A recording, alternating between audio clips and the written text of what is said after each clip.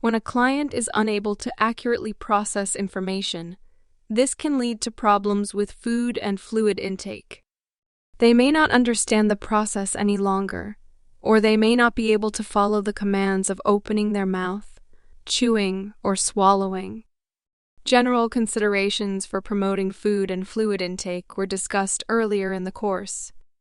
The therapeutic techniques of using good communication, displaying empathy, keeping a routine, and reapproaching can also be utilized. Aspiration risk also increases as dementia worsens, so individuals with advanced dementia may require thickened liquids and mechanical soft or pureed texture diet orders to prevent aspiration risk.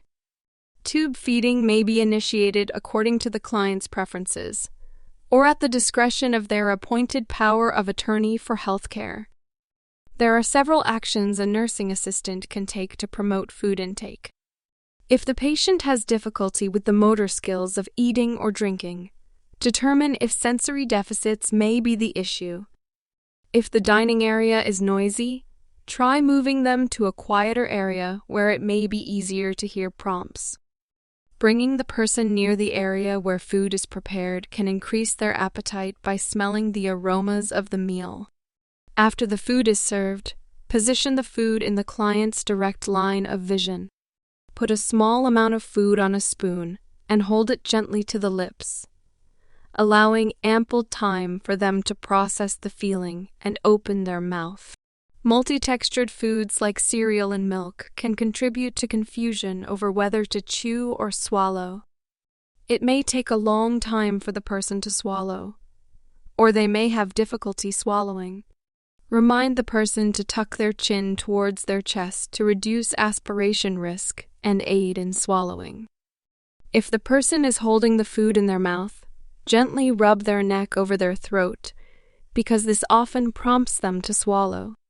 People with dementia and some with developmental disabilities may pocket their food, meaning they keep it in their cheeks and don't swallow it. You may have to use an oral swab after meals to be certain that there is no food left in their mouth. It can be difficult to tell when a person is full if they have dementia or other communication deficits.